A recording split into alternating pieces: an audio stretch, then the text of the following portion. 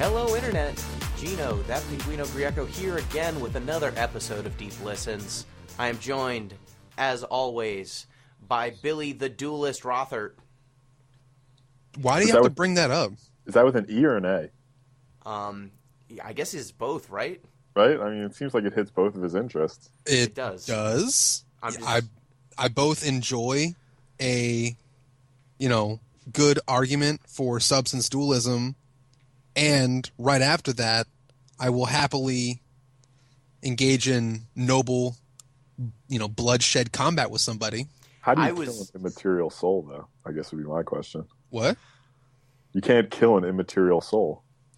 I can shred their soft, fleshy bodies into 1,000 pieces. You know what the best part of this is? Neither of those was actually what I was going for. It was more the fact that so the game of this week is Undertale, and every time I was like, Billy should be playing Undertale. He really should do like a completionist run. He's probably going to spend a good amount of time with this game. I'd see you playing Magic Duels. And I'd be like, come on, what's happening? And until like Friday. Magic is good. 2 days before we record. It's a free-to-play Magic the Gathering, so it's good. Damn it.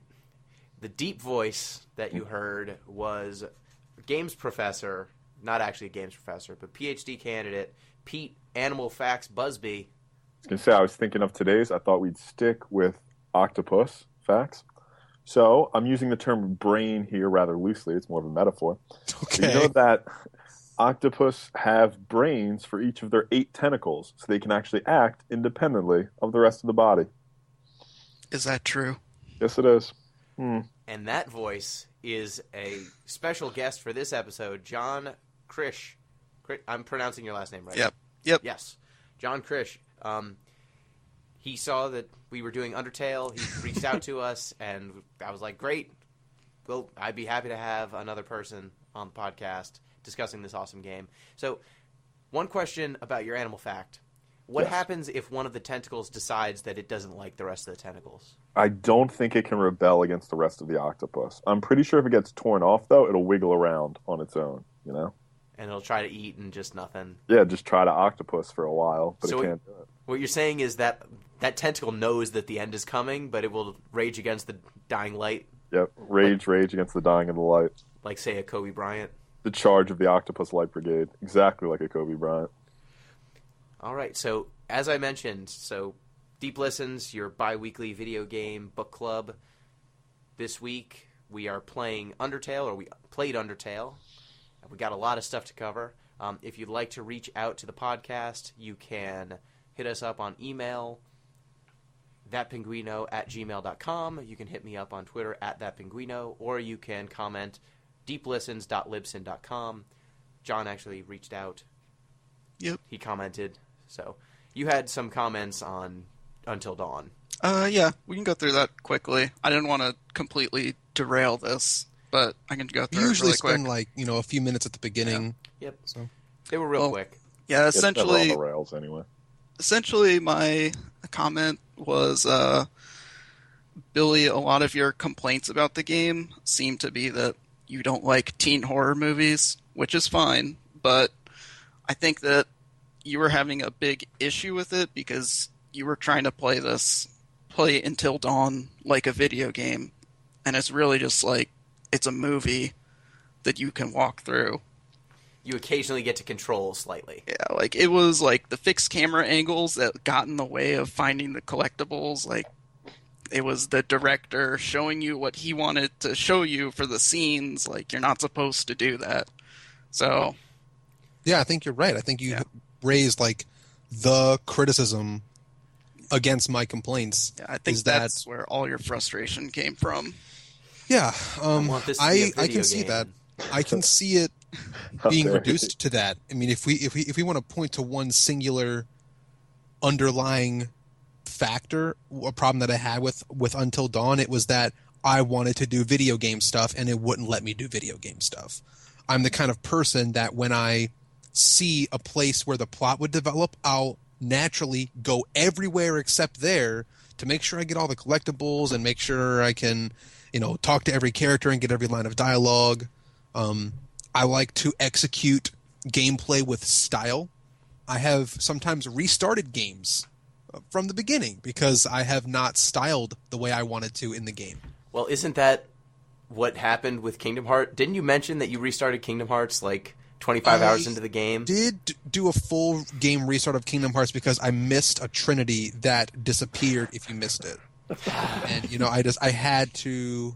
You had to know. I had to know it. Well, what I ended up doing was in Jiminy's journal, there was a gap there where that one was, and I tried to go back and get it, and I couldn't find it, so I looked up where it was, and it said, oh, wait, by the way, if you pass this point in the game and you don't have this trinity, it's actually gone forever. So, naturally, nuke the save, redo from the beginning. It was my only option, really. Is there a defensive Billy here, though, if we think that, like, does genre or medium, depending on how far we want to go with this, confer an implicit contract with the player? That's sort of, it's fair to say that Until Dawn was closer to a movie, but the fact that it's styled as a video game imply that contract there's going to be certain elements. I think as games are getting more experimental and as different directors are finding different elements about games that they find fascinating or particularly useful for their project, I think it's becoming less and less acceptable to hold them all to the same standard of I'm going to be able to play as a completionist. I'm going to have levels. I'm going to have the things that came part and parcel with being a game are starting to fall away as people are experimenting with the medium.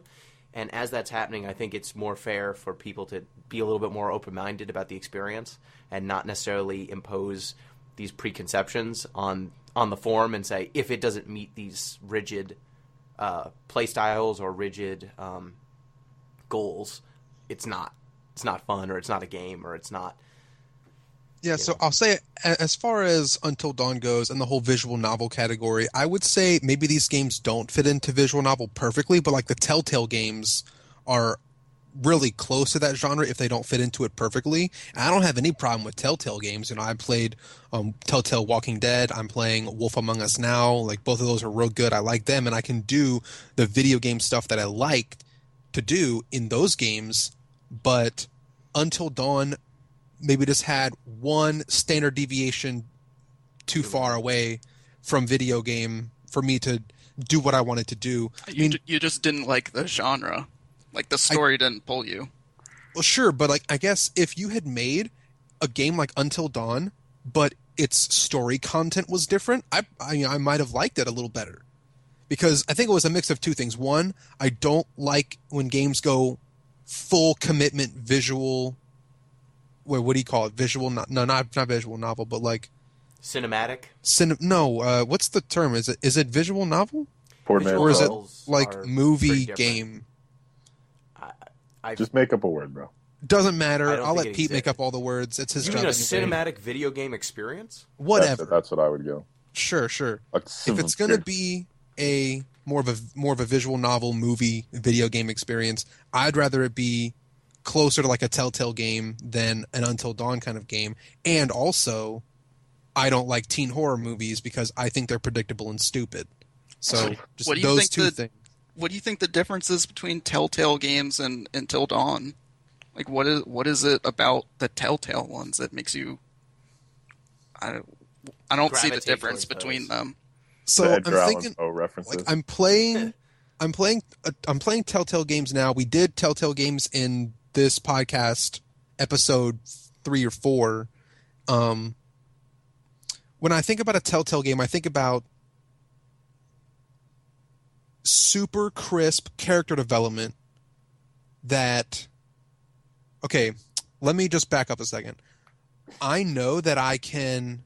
Like, whenever a Telltale game presents to me, like, a decision to make, like, lie to this person or tell them the truth regarding a certain event that happened 2 scenes ago, I sort of know from the get-go what my outcomes are going to be.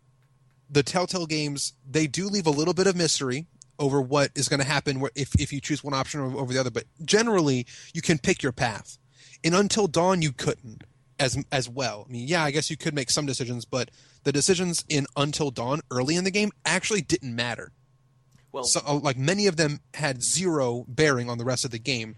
In fact, some characters, no matter how badly you played, you could try to get them killed, and they would literally never die until a certain point that they had to be alive for. And we hashed out a lot of this discussion. If you want to hear my I'm biting my tongue, but I rebutted that in anyway. last week's podcast. Let's not get too sidetracked. We don't need to get all into it, but yeah, there was some stuff that I didn't like about Until Dawn that I liked about the Telltale games, and those games are similar. I think Telltale is one step closer to a video game. It gives me just a little bit more control, a little bit more finding, hidden dialogue or finding, items or stuff, and that stuff did exist in Until Dawn, but it just wasn't as satisfying for me as it is in like a Telltale game. And so there's Until Dawn, there's the feedback. Again, any of those social media things or email that you want to reach out, comment. We will totally discuss your comments and any feedback. All feedback is good feedback. So before we discuss Undertale, there's another thing that I feel we should talk about. Just a little bit. Yes. There's this thing that happened. Gino, can you really contain yourself? This thing happens. I'm looking at you on Skype, and you're about to literally ignite. The Psychonauts 2 is going to exist. What? If you didn't hear him through his giddy little child teeth and his fingertip clapping, He's so excited. He said that Psychonauts 2 is a thing that will someday exist. We don't know when, but someday there will be a Psychonauts 2. Yeah, so I'm not going to just geek out about Psychonauts 2. I actually have a reason for bringing this up other than to squeal and squee. But Squaw! Yes, squaw. The reason why I wanted to talk about it a little bit here is because we've discussed Kickstarter and whether it's a successful and useful way to develop games and other types of media or other projects that couldn't be funded through traditional means.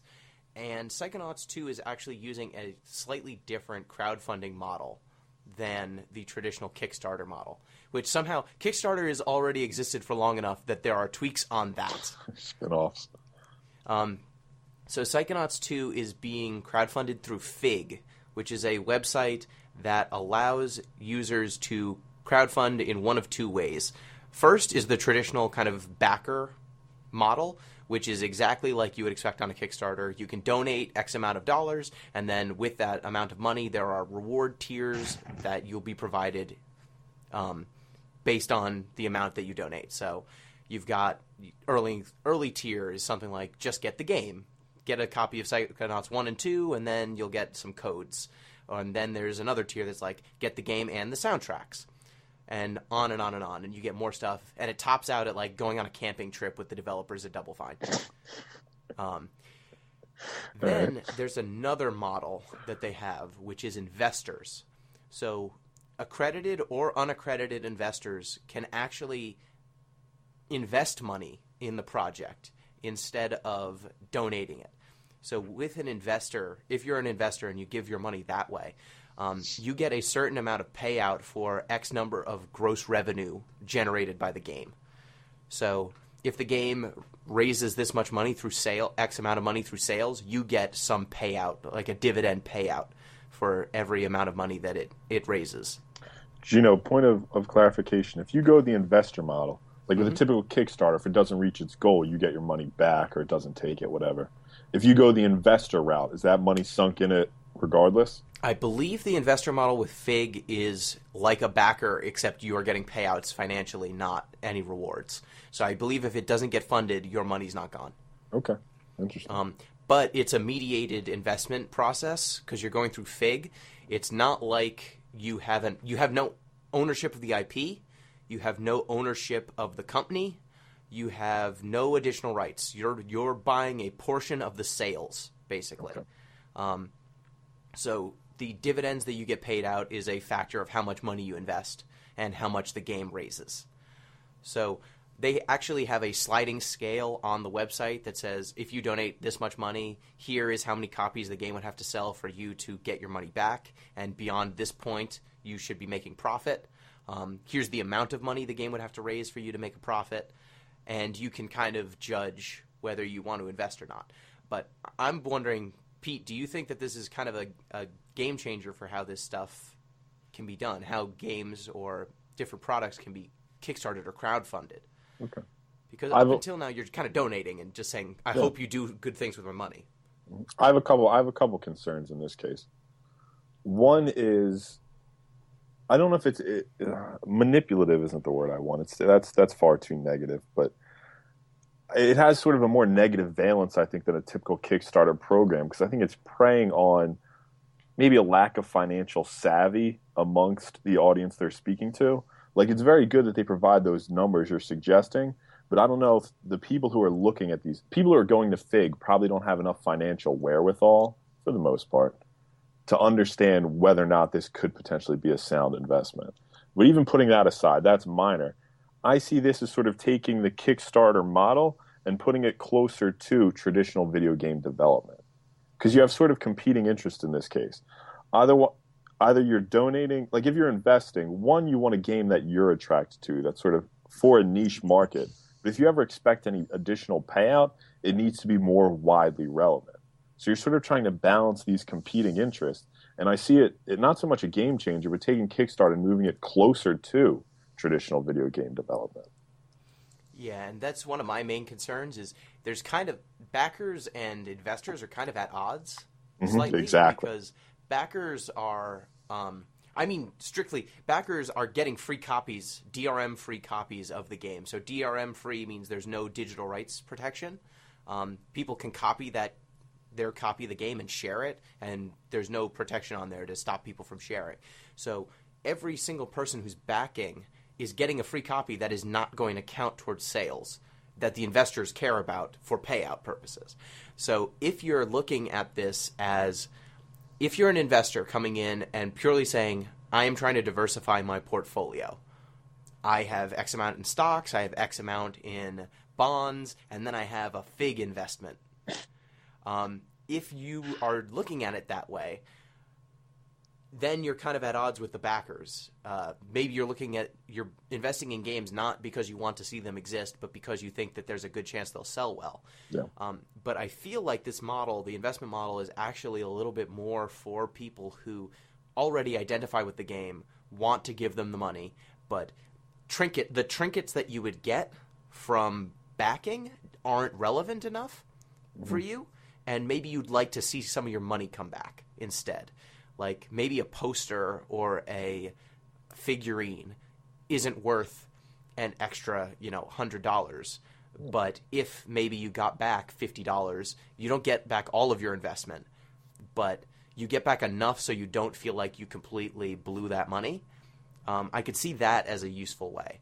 Yeah. Like, it's technically an investment, but I don't expect to make a profit from it. I'm hoping that maybe that money's coming back to me at some point. Yeah, you're contextualizing it as a different way to structure the reward tiers, basically. At a certain level of investment, you're rewarded with not a copy of the game, but a return on some of that money. Yeah, it's an interesting way to look at it. I feel so. Yeah. When I have like a knee-jerk response to this, I'm thinking, how many games do I want to see get made? And if this kind of thing can become more streamlined or more, mainstream, if it becomes a more successful business model, how many great games exist? Sorry, how many great games could exist if only it had the funding and the crowd support for it?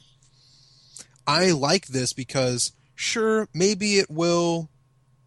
I don't know. I don't have the right word for this, but maybe there is a negative to someone like buying into a game, and maybe the developers have to now report in some way to maybe like a shareholder or give them some kind of special right. Maybe there is a negative to be found there, but I think it will do more good than harm that the players, the consumers who really like a specific series or really like a specific developer can say, look, I'm going to throw my money at you and you give me more of that stuff that I like. Because we don't actually right now have that much autonomy. What we have right now is, do I want to buy this game? If so, I buy it. And if I do, maybe those developers become successful and maybe they make more games. Or if there's a game that I don't like, I just don't buy it or like write a bad review. And that's sort of the end of my agency as far as what content gets made for me. This can give me a little more agency. So I like that. John, you have any thoughts on it, or Nah. Nope. Okay. Yeah, I'm excited to see how this turns out because Fig. This is the second Fig game. What was the first? I can't remember off the top of my head. It wasn't. That's I all think right. it's the second major project. Why I don't think you be it's like the third. Psychonauts 1.5? Okay, third. It's the third. Yeah. There's Psychonauts 2, Anchors in the Drift, and Outer Wilds. It looks like Outer Wilds was funded. Anchors in the Drift is... I think it failed. Yep, it failed. And then 50%. Psychonauts 2 Not is currently sitting at almost $2 million of the $3,300,000 goal. And it's been up for only 2 days. So I'm hoping that Psychonauts 2 is going to get there. But they asked for a lot of money, so it's hard to know. And I'm glad that this at least makes big investments make a lot more sense, because at a certain point, with backer tiers, if you get beyond $10,000, if you want to donate or give more money than that, they're not giving you anything for it. It's just a thank you. Whereas now you can at least go like, well, maybe I'm going to see some of this come back. I'm also really interested in seeing how this affects the breakdown between the developers, any outside investors who negotiated something before the crowdfunding campaign, and then the Fig investors, because everyone needs to get paid, and that money is coming from the game sales. So I wonder if there's a cap on how much Fig investment money you have, because that percentage of the pie has to... I'm sure that the developers have their percentage, the independent investors have their percentage, and then the Fig investors can't... If you get too much investment money at a certain point, that's just eating into the other two slices of the pie. So it's going to be very interesting to see how this all plays out, because right now, Fig investments are almost coming in closer and closer to 50% of the money that's coming in is investment money. I was expecting investment to be an almost untaken option, but it's actually playing out very differently. So we'll see how this works out. We'll see how the payments pay out and see if it pays off for Double Fine and for the people who are back in the game. So, segue. We actually played a game that was funded by Kickstarter, Undertale. It was kickstarted for about $50,000, and it was developed by a very, very small team, mainly Toby Fox, and then a bunch of animators and some additional design and musical help. But heck of a game for $50,000. Yes. Yeah. Yeah. So, first impression, what did you think this game would be when you first started it? I expected a lot more, I guess, because I saw it originally positioned as an RPG. And it's really, I mean, there are fights and experience points, but it's really not an RPG. So I was a little, I wouldn't say disappointed, but I was a little thrown for a loop there. But I got to say, I'm a huge fan of bullet hell. So, I mean, that was a big selling point for me. Yeah, I thought that, so it has that menu-based RPG system, but the way you interact with dealing damage is very different than traditional RPGs. You don't just select a menu option. You actually have to bullet hell your way around when you're defending, and then you have to do a timing sort of thing if you're attacking. And then talking is kind of like almost a dating sim situation. Yeah. A lot of flexing. Mixed a lot of stuff. Yeah, I thought it was a really interesting hodgepodge. So, Billy, what do you think? My first 5 minutes or first 10 minutes of the game were pretty negative. I didn't like it that much when I first started, and I was thinking God, Gino picked a weird fucking game. Who would have thought Gino goes weird with a game that he picks? Because I saw an opening sequence that had just still imagery, sort of text displaying some stuff. It was very early 90s NES quality, cinematics. The graphics were not the draw. You're right. The graphics weren't the draw. So when I first saw the graphics, I said, okay, all right, I can put up with playing an 8-bit pixel game as long as it's good. And then the music played, and I really didn't like the music for the first 10 minutes of the game. And then there's this weird flower shit, and then there's this whole goat mother, and I was like, what the hell am I doing right now? What is going on? So we didn't actually get into what the story of this game is, but we'll do that after we get everyone's knee-jerk reactions. I had a pretty negative first 10, 15 minutes, because I was thinking so much is just, I guess it's because everything was so weird, I didn't know what was actually happening. And then once I figured it out, I said, "Oh, okay, this makes a little more sense." So the last 6 hours of the game was better than the first 60 minutes. Luckily, it gets way more normal, after that first 6 hours. No weirdness. Totally. No weirdness after that.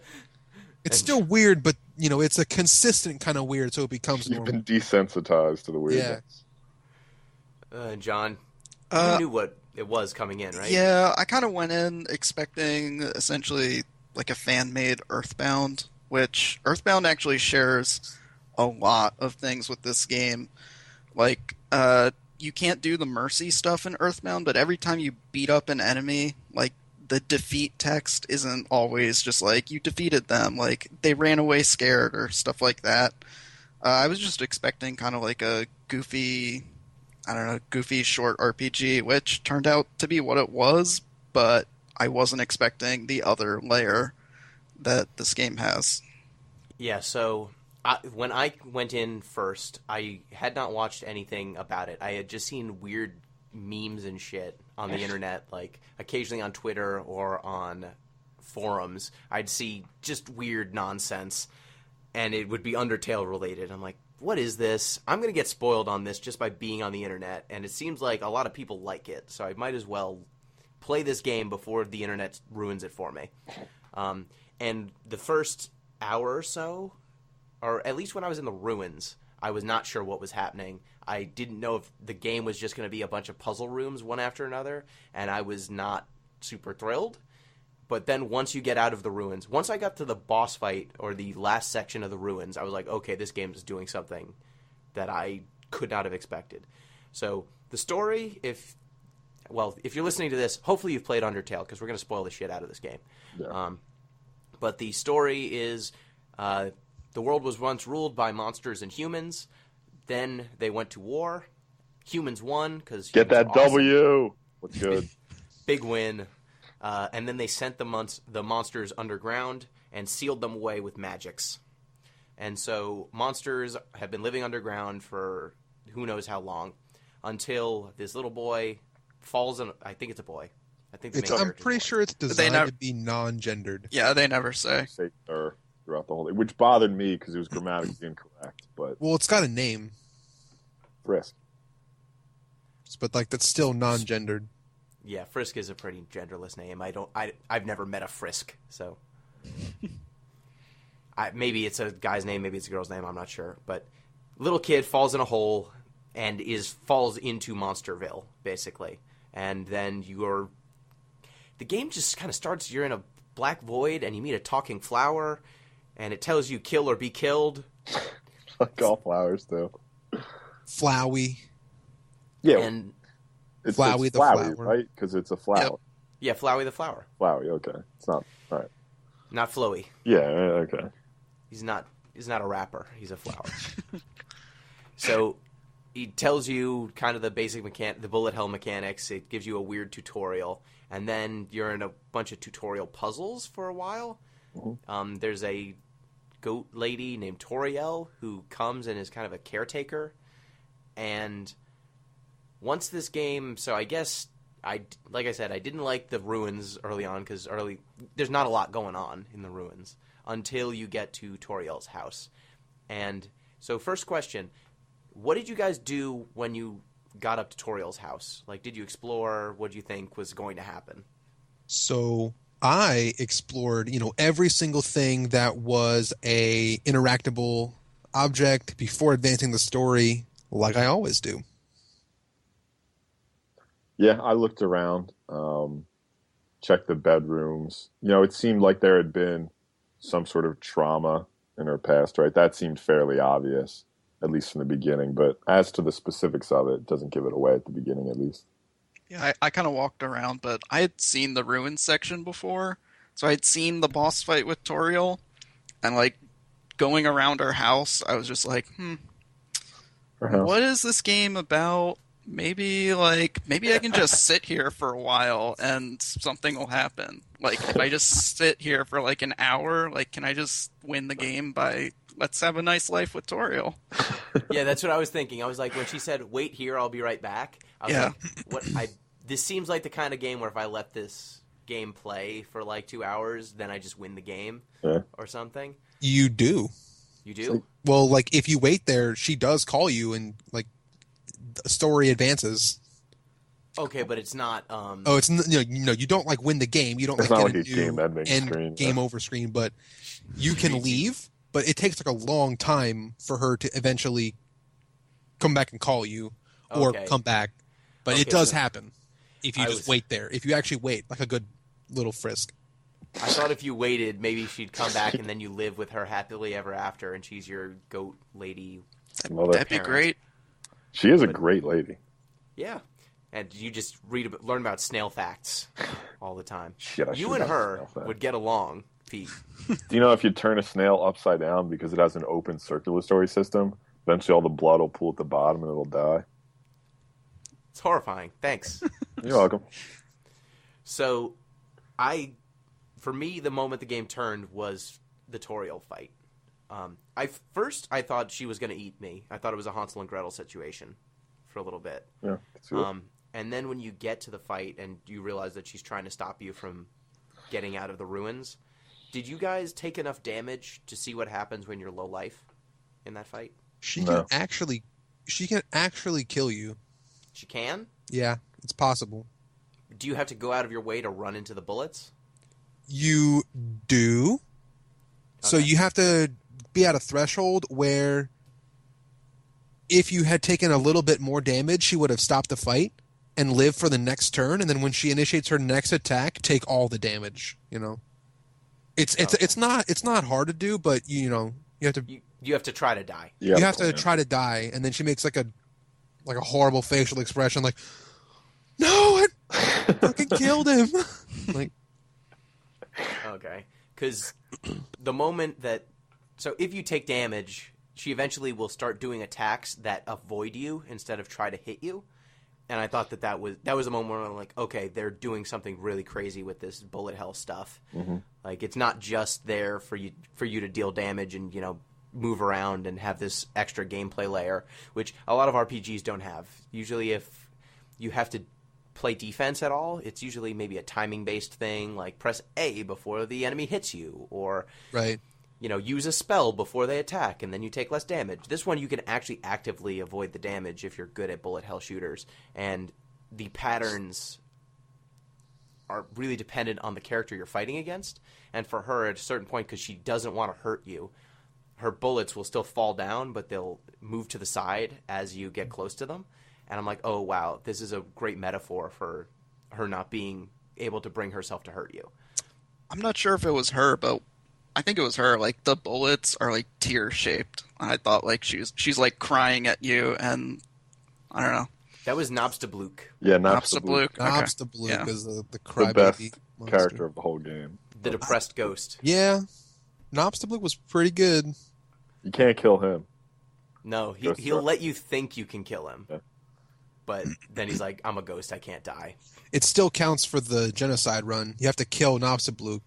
Or try. But he's like, yeah, like if I was human, you would have killed me, but I'm a ghost, so I guess I'll just go away now. You don't want to be friends with me, so it's fine. No one else does. Bye.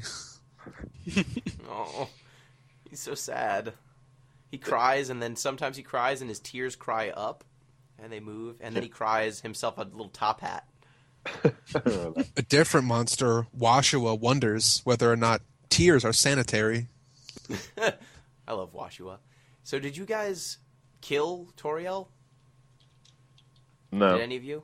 No, I she's my did, mom. I I'm not gonna think. kill my mom. I don't think you can kill her. I think she just can. gets. Oh, you can kill her. You can kill her. So that's for real? what. Maybe that's why. Maybe I thought did kill her, but I think killing Toriel doesn't count against a pacifist run. No, it definitely does. It does? It definitely does. Yeah. Probably does if you kill your mom, yeah. Killing Maybe one of the I only did kill bosses in the game Toriel. does. I don't know.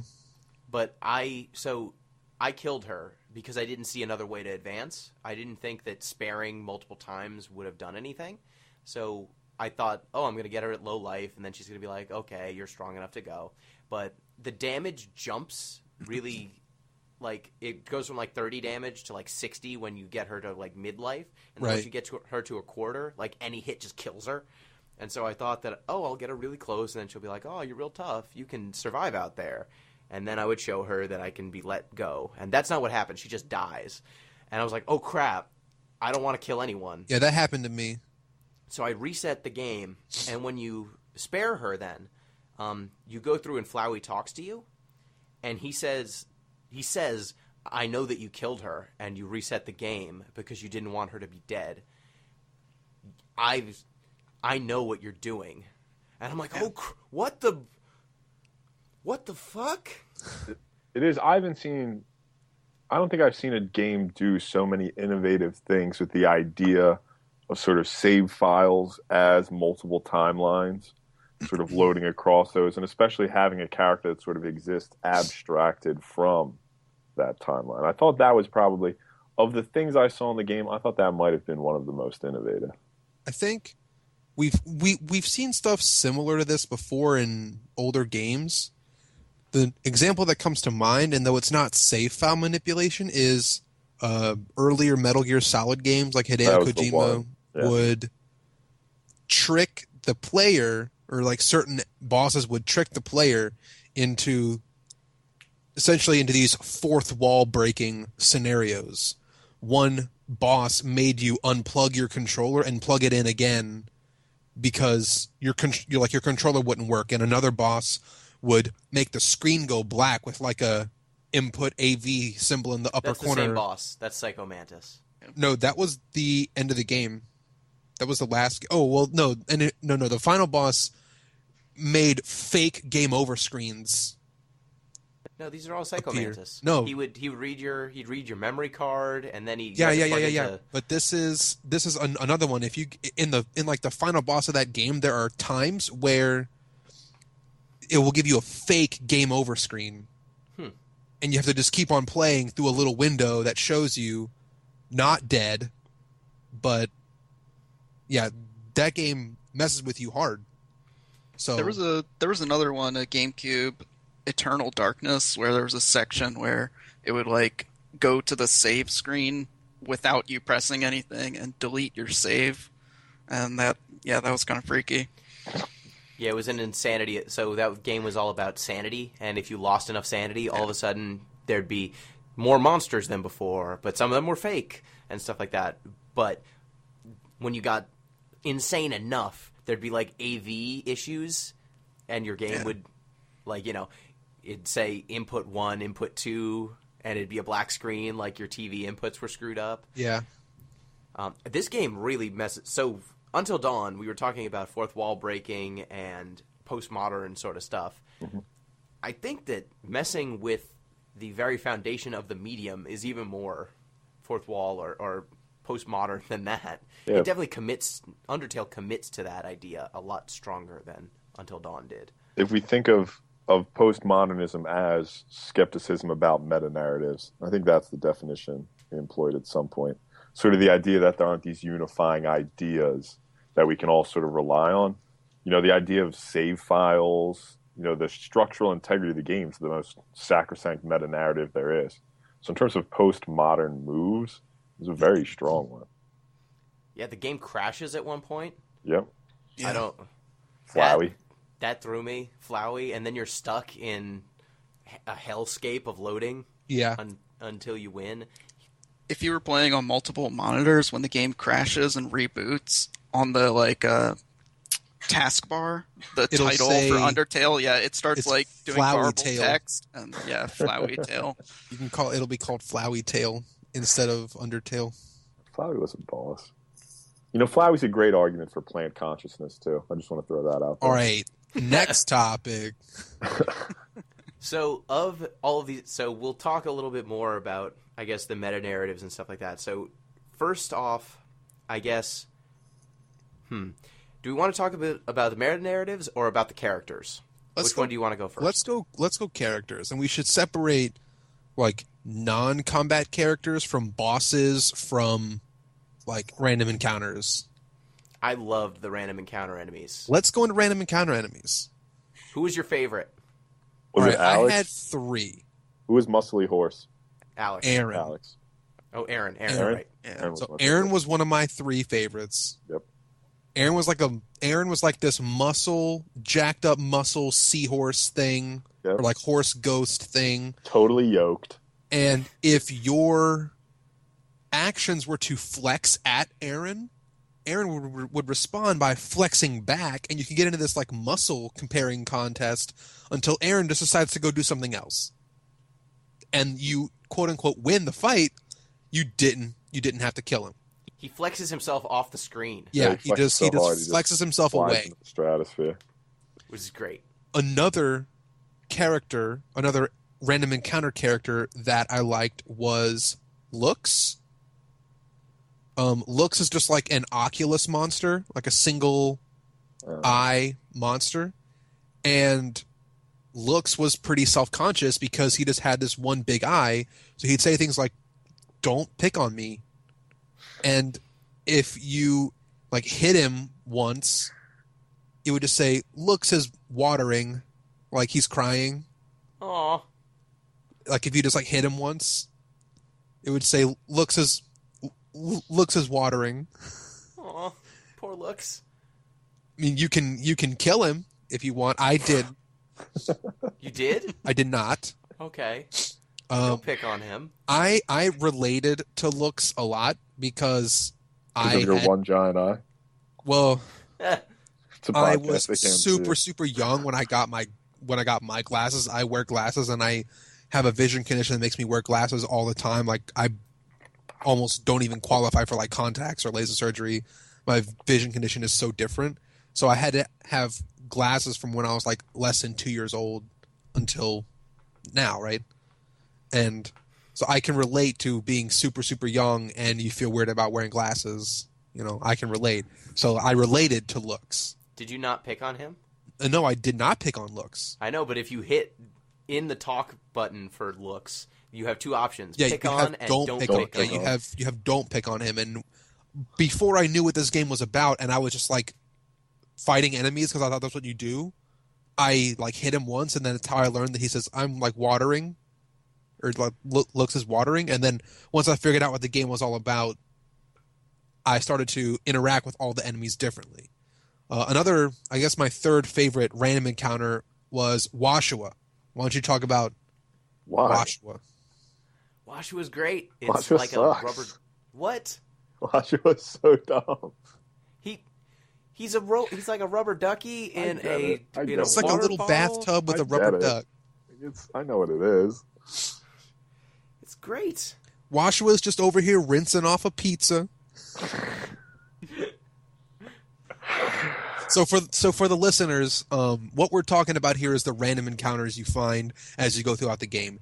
You'll have a random encounter while you're walking from one town to another or going through a dungeon, and enemies will appear, and certain enemies will have different lines of text that appear between the stages of the combat sequence. You know, before you can select action or fight or flee, there will be some lines of text, and what you do in the fight before the fight is over can change what lines of text appear. So for example, there was another enemy called Moldsmal, and Moldsmal is just a like fungus in the ground, and the encounter text is, you know, you stumble across a Moldsmal. Like, it doesn't approach you.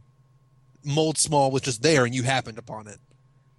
And if you interact with it in a certain way, it'll just say, yeah, Moldsmal just does a little sexy jiggle. And You need to flirt with it. Flirt with the mold small. flirt with Moldsmal, and then it does a little sexy wiggle. That's how it calls the action. It describes it as sexy wiggle. And then Moldsmal just kind of stays there jiggling, and then you can walk away, and that counts as winning the fight. Yes. So you do not have to kill anything in Undertale. Every It's single possible enemy To is kill a- nothing in this game. Well, hold on. I got another enemy that no one brought up, and I wonder if you guys ran into this. Do you remember?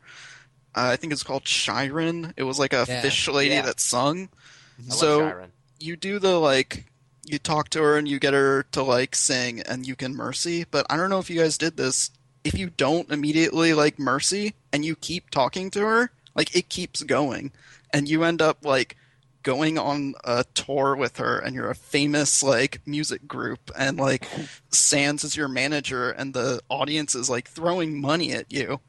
What? And I don't know why I did that, but I did that. And like after that, every single enemy, I just like, oh, I can mercy them. Well, let's keep going. Let's see what will happen. And a lot of them, they had extra stuff. I thought it was pretty awesome. Yeah. Really?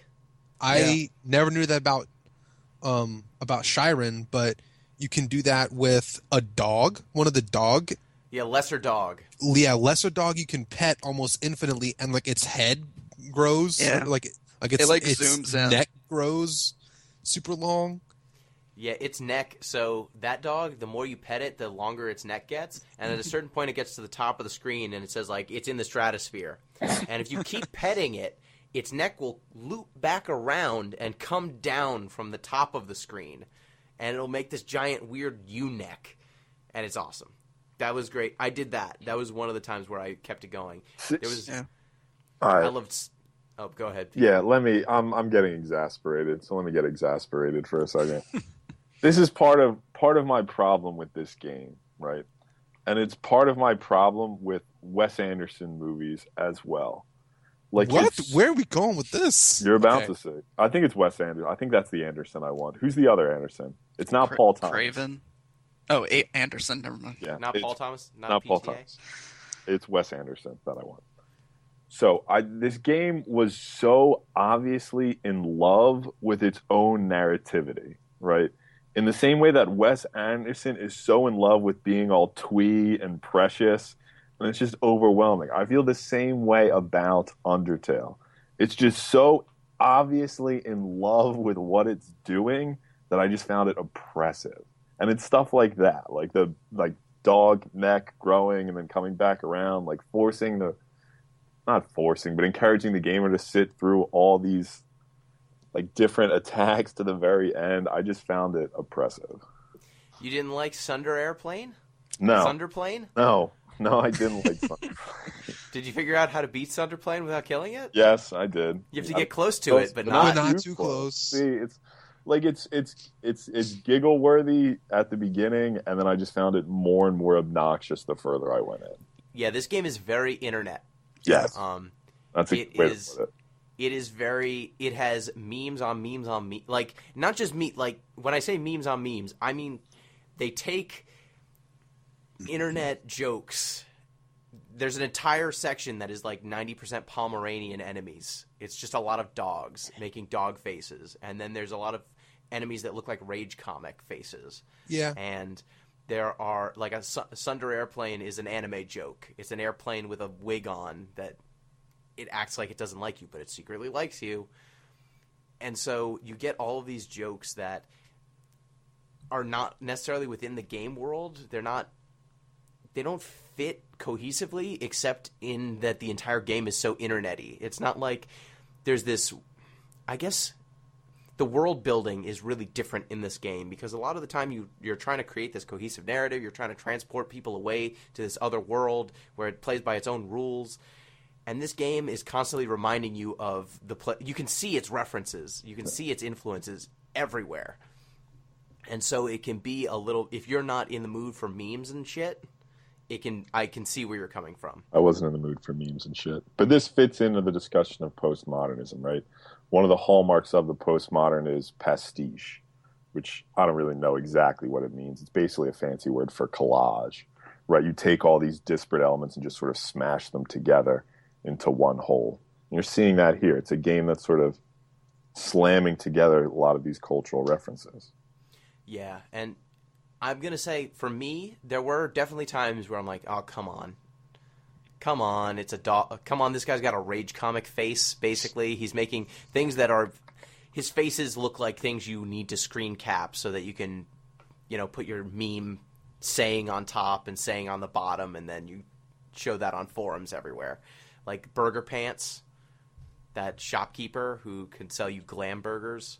Yeah. He looked like this is a guy who's going to be screen capped forever. I was really annoyed by the Temmie, Tem Village people.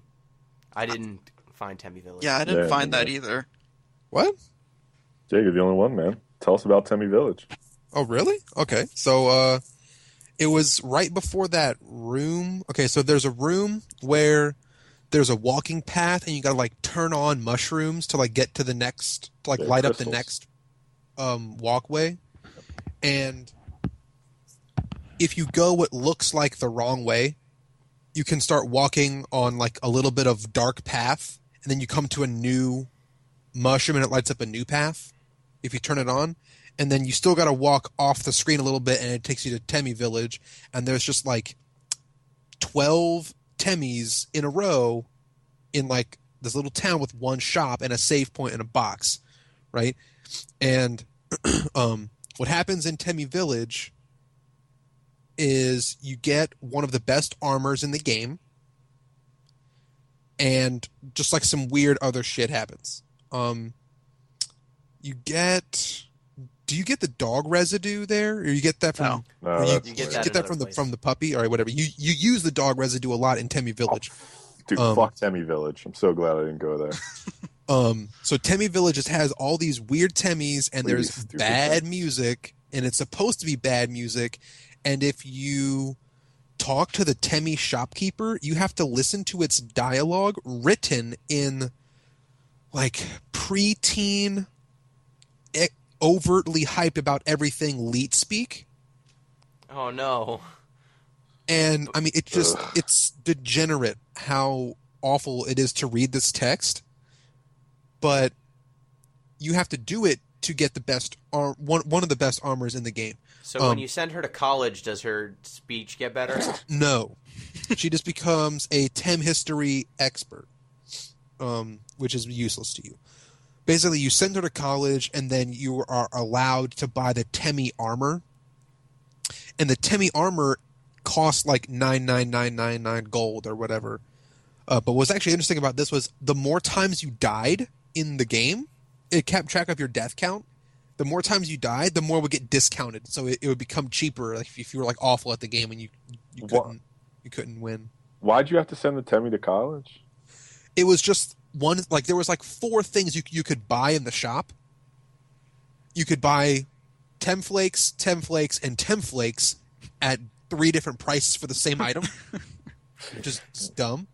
And then the 4th purchase slot was filled by send Temmie to college, and that was just a placeholder for it being the armor later. This I is mean, the what kind they of were really bullshit just trying I'm to do was talking say, hey, before you are allowed to pay 10,000 gold for this, you have to first pay 3,000 gold to even have like the right, like the privilege to pay 10,000 gold for the Temmie armor. Maybe you just want to send her to college so she gets an education and gets a good job someday. Sure, fine. Like, I support I that. knew what I was Probably getting, which was the armor. engineering or supply chain management to something useful, not get a liberal arts degree. So I mean, I don't want to get into the meta narrative early, but if you didn't like the Temmies, why'd you send Temmie to college? Why didn't you just keep your money? because I knew that I was going to get best armor. I just want to mention that we're having a actual discussion about whether you should send a character in a game to college. These are circumstances that don't exist in any other game I've ever heard of. It wasn't for her benefit, but for mine. And isn't it society's benefit when people go to college? No. There are positive externalities. So anyway, Temmie Village didn't have much going on besides that, except for Temmie Village is incredibly important if you want to get infinite money in the game, which I did. So, Glad. Boss. What did you spend your infinite money on? Infinite bicycles? no, you can spend your infinite money on Temmie armor if you haven't died that much, and it just makes it really easy to have infinite money so that you can just heal in fights whenever you want and just be bad at the game but still progress.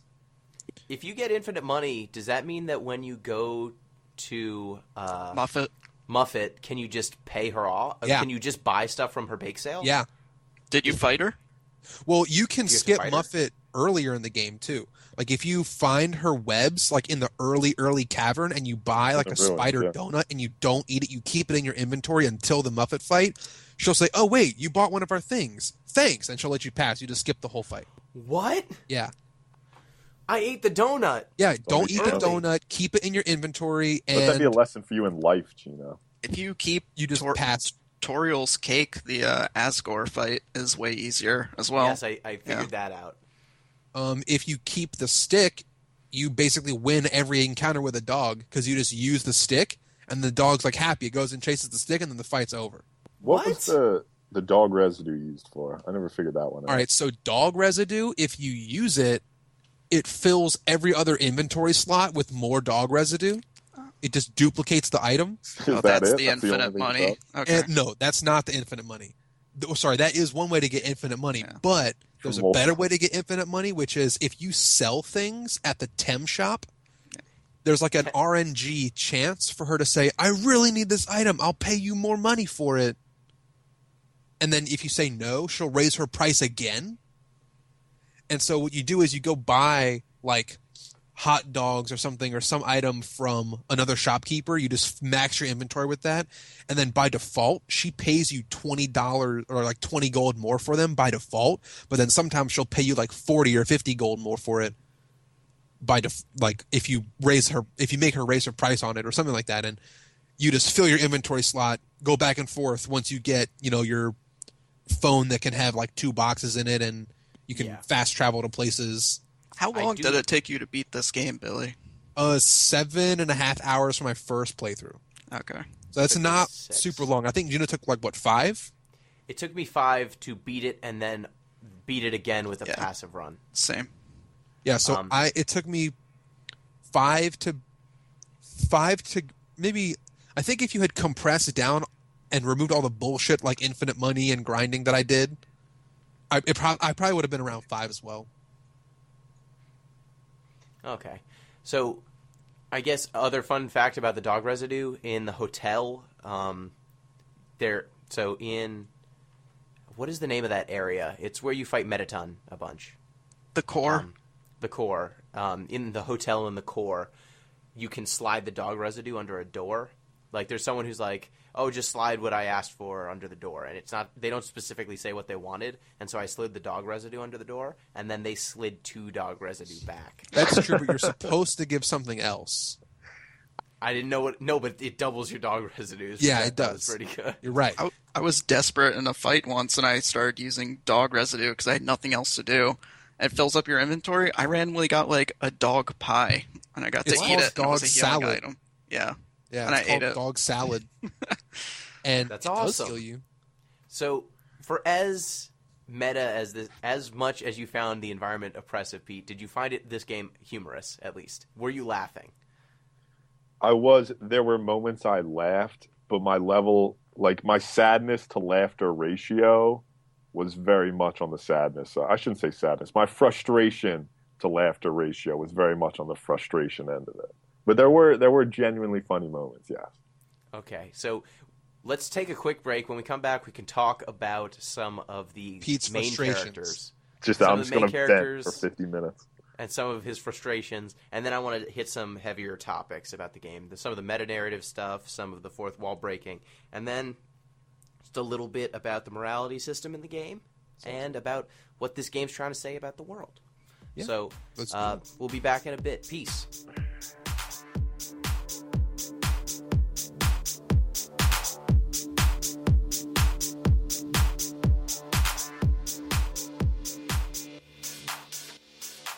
And we're back with some more discussion of Undertale.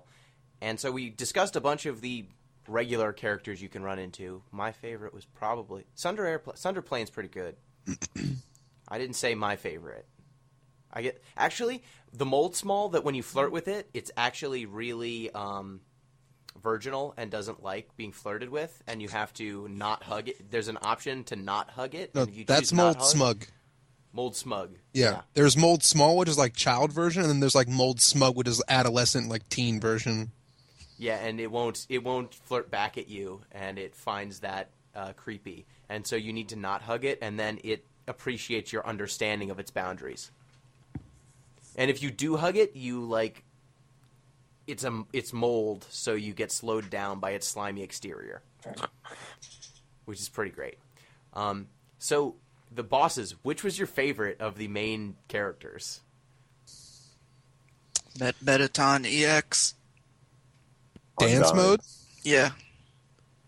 Michael Metatron, Jackson. I mean, he had the moves. Undyne was really good because I liked having to run away and re-engage and run away and re-engage. That was part of the Undyne fight. Undyne's pretty good. Oh, what am I talking about? The final Flowey fight in the neutral run. That was the coolest. Oh, yeah. Well, we'll get to that when we talk about meta-narratives. That's good. I think I really liked the Papyrus fight because that was the fight where I think it sunk in with me that you really do have an alternate way to resolve every conflict. And I think, Gino, you'll probably want to talk about this at some point, but you finally got a game where another character tries to hit on you, and maybe you do or don't want that. We mentioned it before, like in our Relationship and Games podcast. You're like, there's no game where someone tries to hit on you, and maybe you don't want that. But no, we got it now. Oh, I don't know. I hit on Papyrus, and he did. So yeah, we went Papyrus on was definitely my favorite. I think mechanically, I liked the Undyne fight the most. I love that every single boss fight kind of completely changes the way you have to play this game. Yeah. It goes from a bullet hell game, then Papyrus is a jumping game. It's almost a platformer. / dating sim. Well, yeah, then it becomes a dating sim, which is amazing. The Undyne fight becomes a rhythm game because you're blocking, up, left, left, left. Metaton is actually a bullet hell shooter because you get to shoot. Yeah. The fight against Muffet? Yeah, Muffet. You're on 3 tracks and you're kind of jumping rail to rail, which is a really cool way of doing it. It was like a Ratchet and Clank rail grindy kind of game. Yeah, it was cool. So all the bosses actually completely change the way you interact with the game, and some regular enemies do too. You don't have to beat them by dealing damage, but when they are doing their attacks, you need to do extra weird stuff to advance. Oh, also the dummy fight. At that point, when you fight the dummy, you have to make the dummy attack itself. There's a lot of they even break the rules of their constrained boxes and everything. Like the Papyrus fight, the last attack where you need to jump way higher than the box because he has the cool dude thing come out. Yeah, Papyrus was my favorite. I love Papyrus. Even though Papyrus and Sans made me groan the first time I read their names and their fonts. Oh, is that okay? I didn't get Sans. He's a Sans serif character. No, he's Comic Sans. He's Comic Sans. Oh, that makes sense. God, I'm glad I didn't see that. I would have hated that. So, Pete, what was your favorite? It was Undyne. I mean, I resent the game forcing me to run. I've never run from anything in my whole life, so why start now? But yeah, I liked her as a character. I wouldn't say her fight. I think the Megaton fight I enjoyed the most, but I just liked her the best. Yeah, Metaton's fight's pretty great. I mean, they all have their moments. Yeah, my favorite moment might have been dating Papyrus. Did all of you do the date? You can hang out with Undyne too. It's not a date, but it's like a hangout. Yeah, it's hangout. Yeah. Yeah, when you have to show your passion by beating the tomatoes to death. That's pretty great. I just enjoyed when you had to put on the dating HUD for the Papyrus date. Yeah. Yeah. And there's just a square that says crime, and it's just undulating. And then there's an egg just floating in the corner. That's pretty great. And then he has his basketball outfit. There's this cool dude on it. That's how you know he's a cool dude, because it says "cool dude" like on his chest. He puts sunglasses on his biceps too. Mm-hmm. Come on. No. So, I thought that it was pretty. The game as a whole has its kill or do not kill, but I thought it was interesting that the reward for not killing these characters and for befriending them often is getting to see their homes, which is very different from other games where if you become a friend with a character, usually there's like a sexual reward, and in this game they took that expectation and played with it. Like you go on a date like you would in a Mass Effect or something like that, but then the date is a complete joke, and at the end of the date, even if you do everything perfectly, you don't end up with Papyrus as It's not a complete joke. You become really good friends. You do become really good friends, but that I don't becoming want to really be good friends is Papyrus. you wanna Trying to get that bony bone? action. Trying to get that one. But it's completely different than how most other games structure their relationships. And so getting to see these people's homes and learn more about them as a reward instead of having them do... Like, it doesn't unlock a special attack. It doesn't unlock an ability that they give you or something. Well, It's learning about these people as its own reward. this might preempt some of your morality discussion, so we won't get too far into it. But I think once you take sort of combat rewards off the table, because I'd say this game's pretty clear about how it wants you to play. You have to come up with a different reward. So sort of what they've chosen is that sort of story-based model, like you said.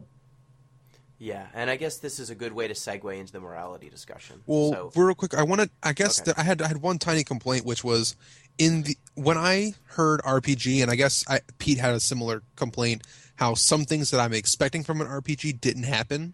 Yeah. Which is you didn't get a special attack or a special ability after the Undyne encounter. You didn't get, some stuff. I was kind of wishing that maybe Sans would have joined my party, or that, little kid who is like the biggest Undyne fan, like maybe he becomes like a summon or something. Like he'll just run in and fall on his face and distract an enemy or something. What a useless summon that would have been. I have no hands, You and know? I must fight. I mean, but whatever, I kind of wish that there would have been some kind of...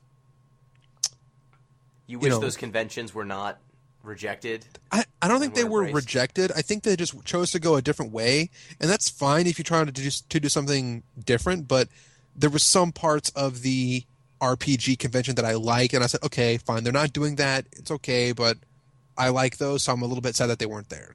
This is where we get back to sort of a discussion of medium, right? This was a game that wanted to be a book, right? And if it were a book, I would have been a lot happier with it. I think it could only work as a game, so I don't know. Yeah, I disagree So, with that. Do Yeah. you want to go for the morality stuff or the fourth wall break? Because that seems like a good segue. John, did you want to talk about? We should probably go for the fourth wall stuff because there's a lot of stuff we haven't been talking about because of that. That's true. Yeah, let's get that off the table. Okay, so John, you very directly have a rebuttal to Pete's assertion that this wanted to be a book. Right on, Yeah, I mean, a lot of like our earlier discussion about our favorite enemies and stuff, a lot of the things that made them for us were things that each one of us never got to see. And this game does a lot of that. And the meta narrative, like specifically, like the game talks to like you as a player, and I feel like it like admonishes you for like doing the internet stuff, and like the game is memey and it doesn't want you to share that. It wants you to have your own experience. And there's a lot of different things that can happen in this game, and a lot of it depends on how you play. Yeah, there's a lot of stuff that can be missed. There's a lot of things that you need to stumble across as an act of playing, and if you don't find it in your play style, like if you decide to kill everything, this game is not good. This game isn't fun. Isn't as fun, I should say. No, it's just fun differently. Like when I replay this game, I think I'm going to play it. So I got neutral ending first. I think when I replay it, I'm going to play Slaughterhouse first, and then I'll go back and play Peaceful. Because I really enjoy bullshit grinds and, wiping an entire civilization from existence. That's the kind of thing that I do in lots of games. So I would also call it a completionist's dream. Because I think a lot of stuff. Yeah, I think it's actually harder to get the genocide ending than the peaceful ending. Yeah, it's a harder, more difficult game if you try to murder everything. But it's easier if you murder some things than if you murder nothing. Yeah, but think about Undine. You had to run from her because you couldn't hurt her. What are you gonna do when you have to kill her? Killing her was a lot easier than running. Really? Well, but the thing is, at that point, I had gone through... I thought the Undine fight was... This game kind of sets you up to think that just hitting spare over and over and over again, eventually you just spare them. Like the first 2 boss fights are basically just hit spare until they actually accept your mercy. So when I got to Undine, I was like, okay, I'm just going to hit spare until she says, oh, I guess you're cool. She doesn't do that. You need to run from her. If you do not run, she will keep twitching and getting angrier at you not fighting back until her attacks are just so fast that she kills you. I have a question about Undine because I only played it once. So did anyone go full pacifist up to Undine? I did. Yep. Yeah. So not killing a single thing up until Undine. Yes. I Does reset she after still like mention that you killed her friends? No. Okay, so this is how it clicked with me that I fucked up the run that I was trying to do, because she says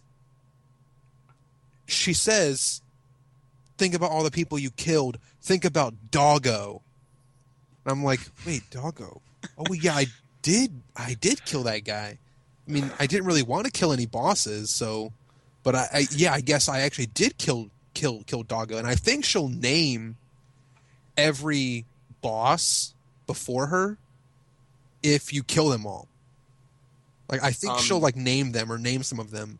No, so I did one run where I killed everything I came across, but I didn't do the genocide. I didn't just like stay in an area killing shit. And so in that playthrough, she was like, I noticed Papyrus didn't show up this morning for training. He's never missed a training, and he's never been hard to find. So I know you killed him, and I'm going to kill you for killing him. Yeah, maybe she just like picks one.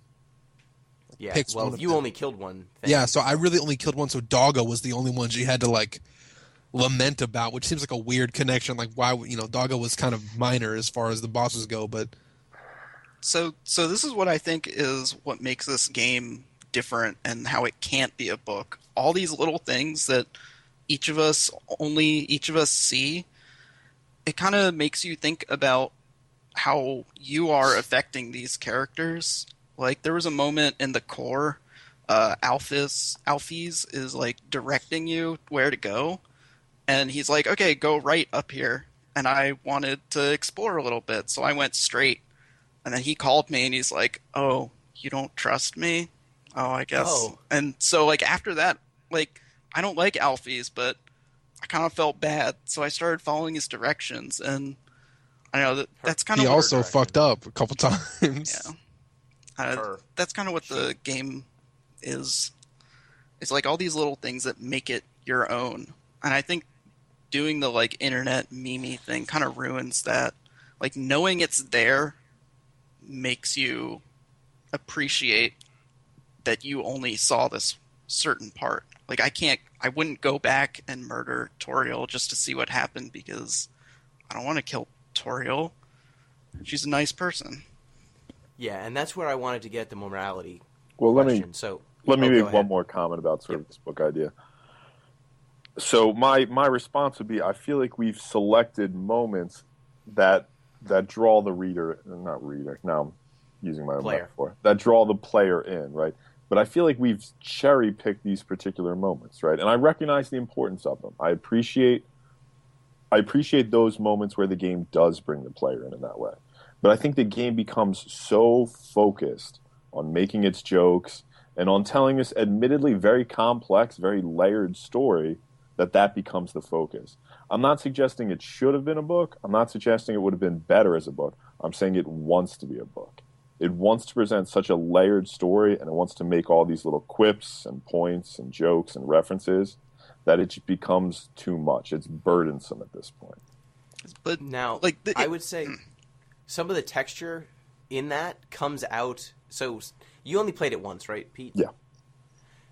The more times you play it, or the more times you attempt different things, the more you realize that some of the things that you take as being a given of the story actually are a reaction to the way you're playing. Right. So, for example, Sans, did you hang out with him? Did you like go to the restaurant with him and do some of that stuff? Yeah. If you kill Papyrus, you never see him again until the end of the game.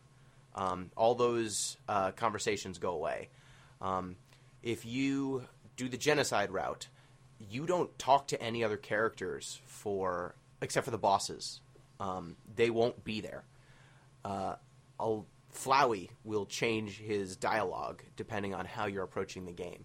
And so over some of the things that I took as a given, like this game is forcing this thing down my throat, this joke down my throat, I realized that if I played differently, I wouldn't have experienced it. Like the lesser dog, like the petting thing where its neck gets longer, that thing has really low health. If you have good weapons, you can actually kill it really, really easily. And if you do so, then you don't get that joke. Well, go ahead. Does it matter that there's a fairly, at least I would say, a fairly obvious right way to play this game?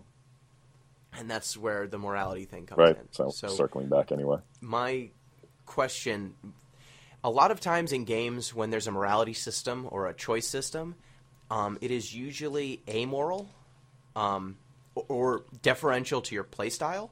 So, for example, a game like Mass Effect, you can do things Renegade or you can do things Paragon. The game doesn't actually pass judgment on you for doing it one way or the other. It says, well, you got the results. You can do it by being a jerk or you can do it by being constructive. But either way, at the end of the day, you're going to get to the end of the game and you can save the universe playing either playstyle. There's no real downside to playing either way, except maybe a character is dead. Like most of the time, it's not even characters die if you make the choice. It's just, are you going to intimidate this person into doing what you want, or are you going to charm them into doing what you want? I'm thinking about one of the most, like, trivial... Your mic is away from your phone. I'm thinking about one of the most, like, trivial morality systems, and it was in this game called Infamous, which was like a hot PS3 title, and Infamous gives you, like, I guess the most, like, forced morality choices. Like, you know, I could either take this briefcase that I need from this guy and spare his life, or I can electrocute him using this power conduit and then take the briefcase. You know, so it's either like be a cold-hearted murderer or just like take it from the guy. And if you play entirely good karma the whole game, you play the exact same boss fight, the exact same story. It'll just give you a karma score at the end.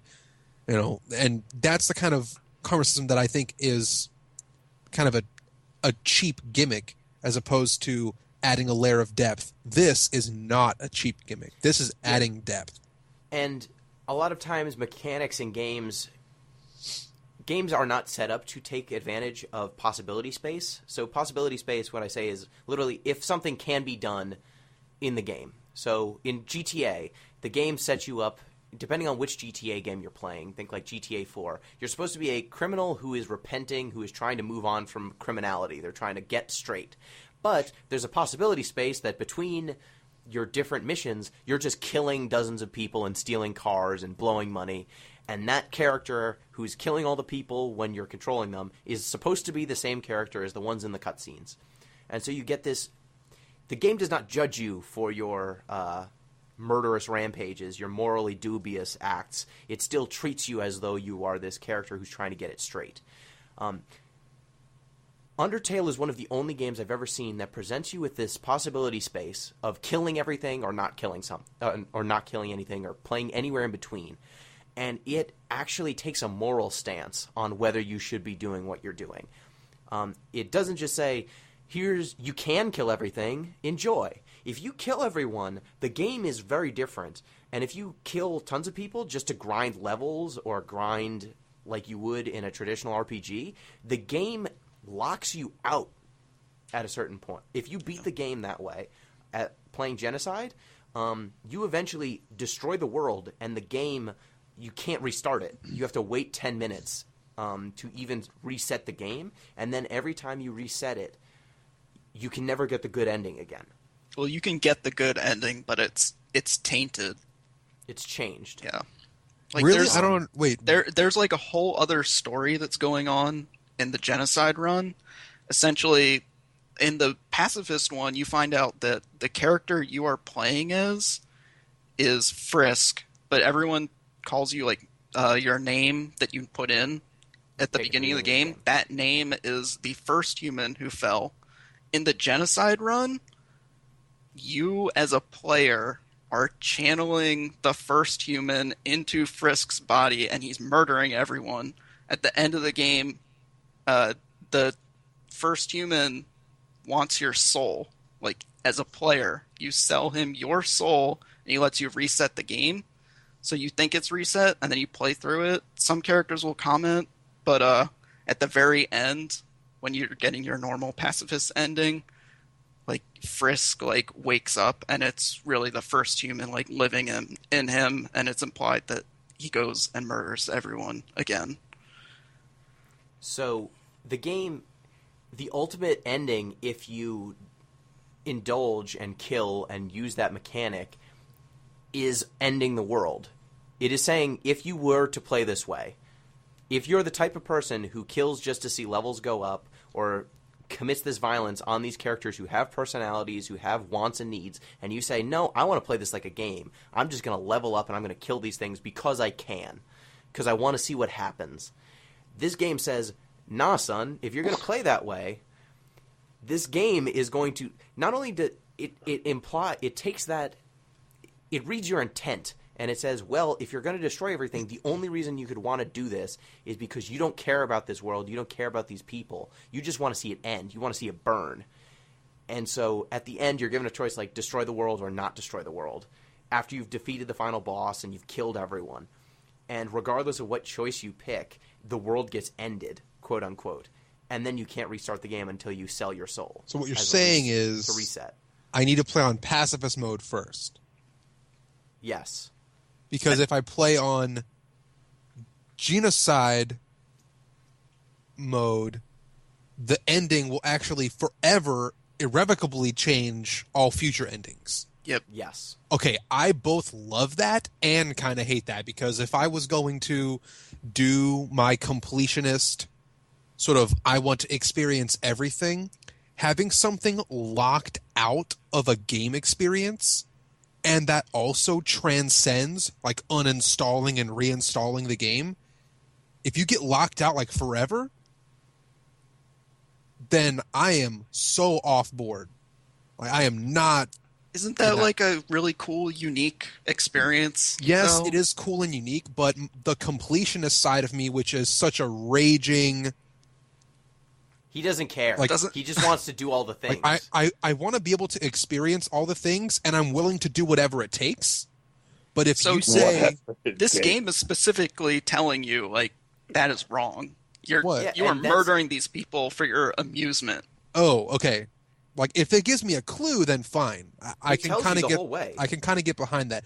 No, like when you finish the pacifist run, it tells you, it's like, well, you can do a reset if you want, but why would you reset it? All these people are happy. They're leading happy lives. You're gonna reset it and do it again, and like thinking about it like and murder them? No, I don't want to do that.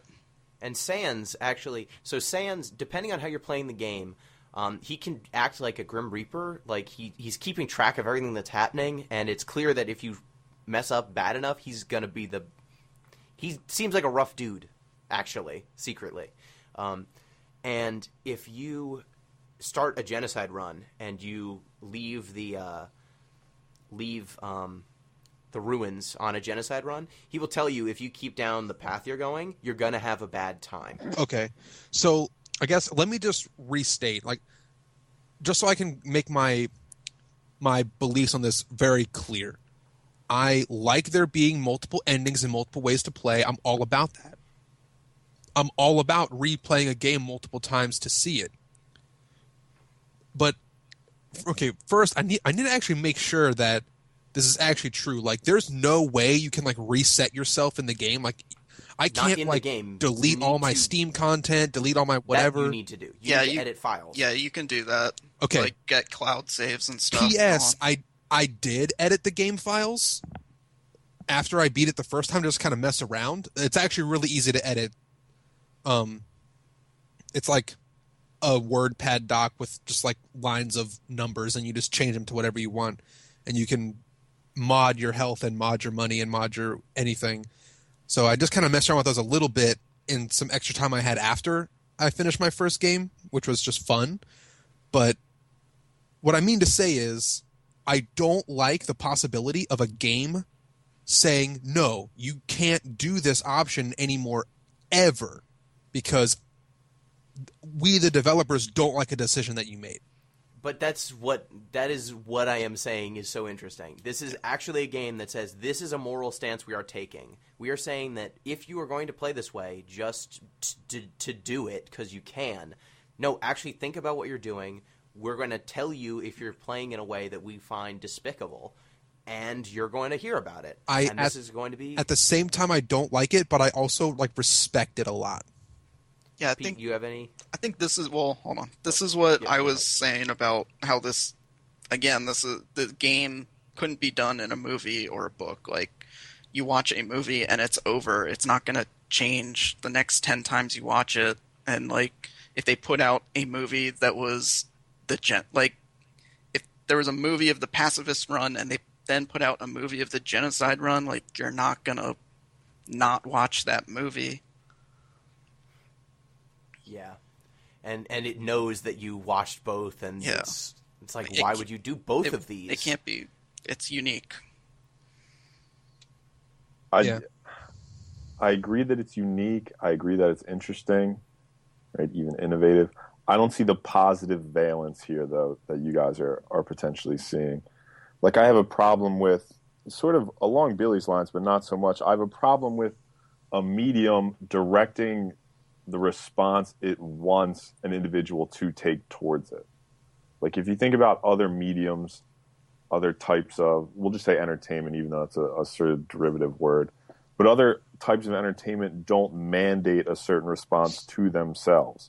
They're whole, they're complete as artifacts, and then you take a certain stance towards them.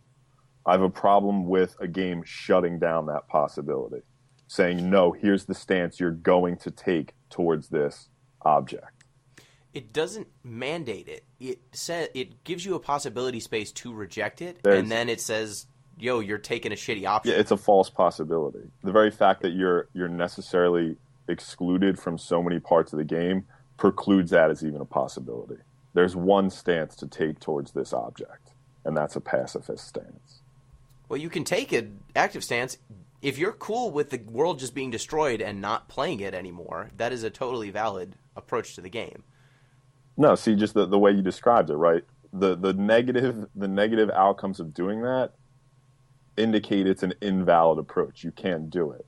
In the same way that I can't, forget it. I'm not going to have a good metaphor for this. But I disagree with you that there are multiple stances to take. There's only one. That's why it's not a morality test. It's a morality argument. It's a morality point. It's a polemic. So you see it more as a didactic story instead of being an actual exploratory way. 'Cause I just think that being able to explore both of these and then having the game really take a harsh stance one way or the other, and it's one way, is just so different. Most of the times games are ambivalent, or they don't even acknowledge that possibility space exists. It exists, but they're like, well, so you blew up 50 cars on the way to your date, whatever. The person you're dating doesn't care, and also the game doesn't care. Oh, I absolutely agree with you, Gino. It's interesting. It's different. And I'm glad we've seen it. I just don't see it as something to aspire to, or that I'd want games in general to model themselves after. Okay. And so another one of the big story elements of this game, I would say one of the biggest themes of this story is acceptance of others. There are multiple gay characters in this game. Every monster is a monster. They are something foreign to you, something that you're not necessarily supposed to relate to immediately. And if you're playing the pacifist way, one of the clearest messages is you should accept these monsters for who they are, and accept that even though they're different, they're valid, they are important.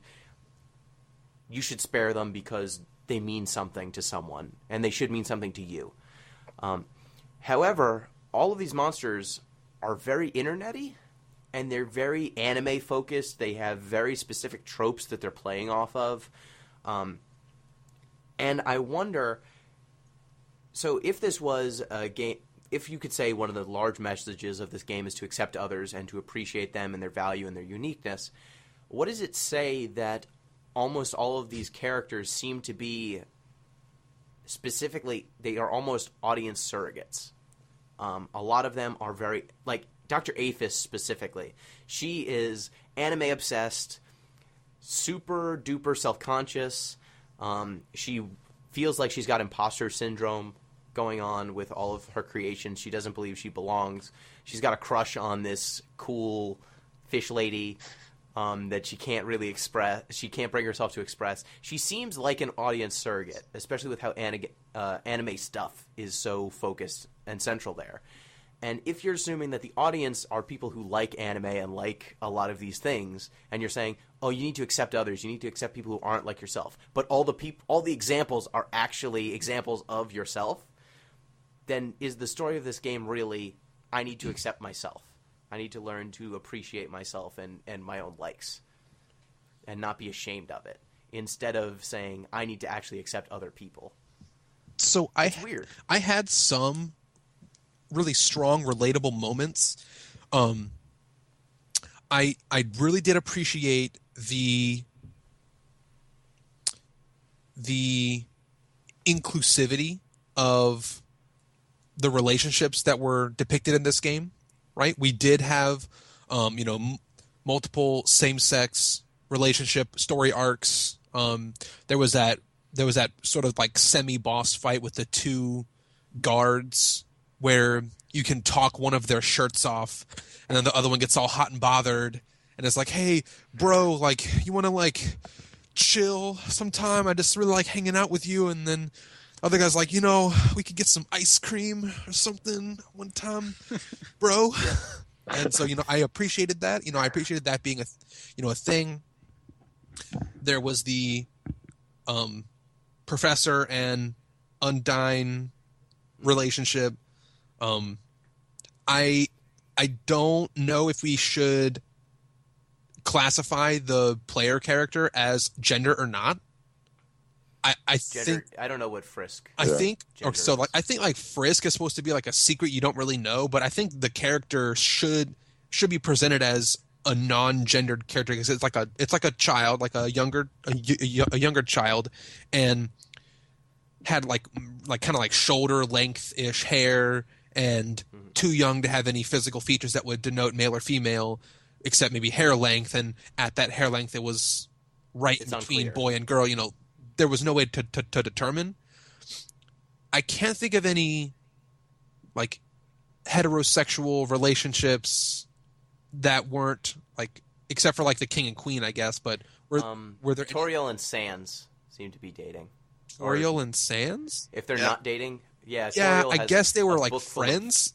Full of jokes. Yeah, so that was as close as we got, I guess. And it never actually mentions Toriel's name, does it? No, but you can find Toriel writing down skeleton jokes in her notebook if you look in her room. Oh, yeah. Now I remember. And Sans tells that whole long story. Yeah. And if you talk to them after the Azrael fight, like, they're talking to each other about the knock-knock jokes. Yeah. So anyway, I guess it does exist. I'm glad that it exists. There's probably no way that I can safely say this, but I think it might have been like slightly overplayed. Did anyone else feel like that at all? Like it was maybe... I thought the shirtless knights guy might have been slightly overplayed. Not so much the like the homosexual relationship there, but the idea that it's a bro, they're all muscled out, but they're secretly gay and can't tell each other. Yeah, I felt that was a little overplayed. That was like a tiny bit too much. What I liked was that in the Professor Undyne relationship, you don't know what their genders are just by looking at them. You have to use like their pronouns that they're referred to as, right? And for the most part, for the most part, Undyne's got a ponytail. You have to use their pronouns, but then again, like it's a monster. It could have just been like a tentacle braid or something. I don't know, like whatever. And what they say is, oh, she has a crush on her, and it's really only until you get like the double pronoun. Oh, like she crush on her, like that I like. It was like they didn't mention it. It wasn't really a big deal. The way it was presented was no different than any other relationship. So it was like very understood, comfortable. I thought that was great. But other side of the coin was there was like the bro nights, and that might have been playing the card a little bit too. Yeah, I could see that. Sort of like making it a novelty as opposed to a proper, respectful inclusion of whoever else might be playing this game. Yeah, I thought. Oh, there's also the dogs that are married, Dogressa and Dog. True. Doggo, Yes. the executioner dogs. That seems to be a heterosexual dog relationship. So, does anyone have any thoughts on like the? So, I do. I was thinking about. Yeah, go ahead, John. So the accepting yourself thing, that was pretty much what that final Flowey fight was. Maybe even the Azrael one, but that Flowey fight, he's supposed to be like a player. Like he has power over saves and loads. Like he talks to you as a player, and the way you beat him is constantly, giving him mercy and getting him to understand that, you have this power. You don't have to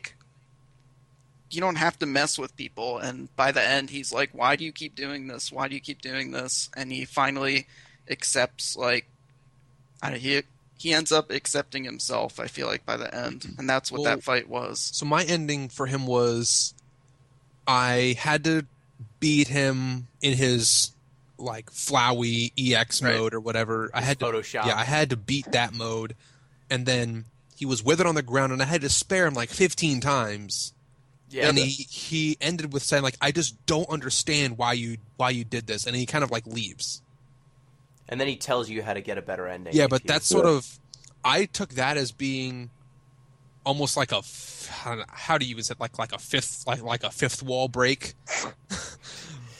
That was a Flowey that is not actually connected to original Flowey. That's just they chose a character model to be the narrator outside of the game to say, hey, by the way, all this stuff was cool, but we're back to being like a regular game again, and if you want to get a certain ending, here's how you do it. Here's the post-credits hint. Well, I think in the true pacifist ending, there's probably more that you didn't see. Yeah, probably. I remember there was some pretty explicit stuff. Yeah, you never saw... So, Flowey, if you didn't get the true pacifist ending, you don't even know where Flowey came from. You don't know what Flowey is. I don't, I guess. Yeah, he's not just a normal game character.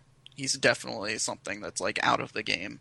Okay. So, Pete, did you see Flowey, the full thing? Yeah, and I was going to make a point about it, right? It seems like the ending's all about, well, not all about, but at a certain point it's about Azrael coming to terms with the cruelty he's enacted throughout the game, right? So in terms of accepting yourself, that's an obvious point. Also with, can't believe I'm forgetting her name, the doctor, the laboratorian. Aphis?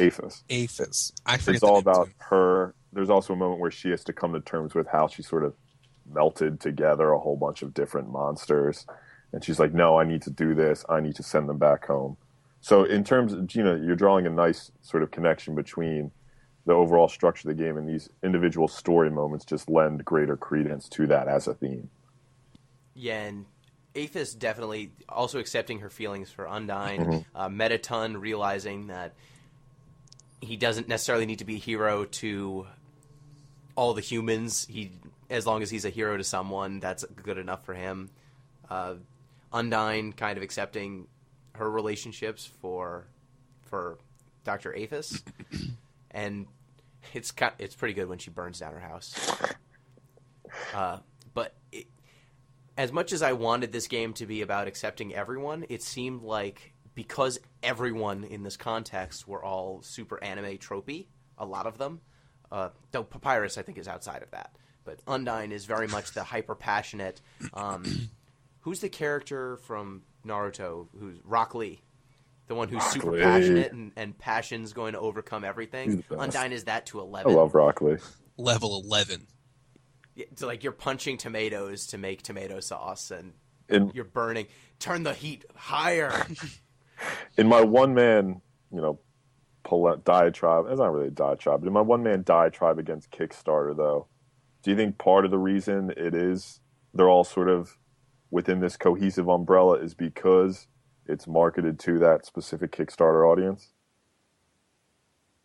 Maybe. Why not? So if you look... It's not a problem. I just, this is the point I was trying to make before about, Kickstarter's presented as this way to create a whole different suite of games, but it seems to be directed towards specific ends. Let me ask you a very sort of direct Pete question right now, because I know you and I are going to relate to this. Is it about substance dualism? It close, right? We're going to talk about like a little bit of consequentialism versus deontology here. So okay, so before you guys do that, Pete, just so you know, in the Kickstarter, the top reward was your fan troll will become canon in Undertale. Okay, so yeah, all right. So yes. So exactly what I just said. Okay. Yes. So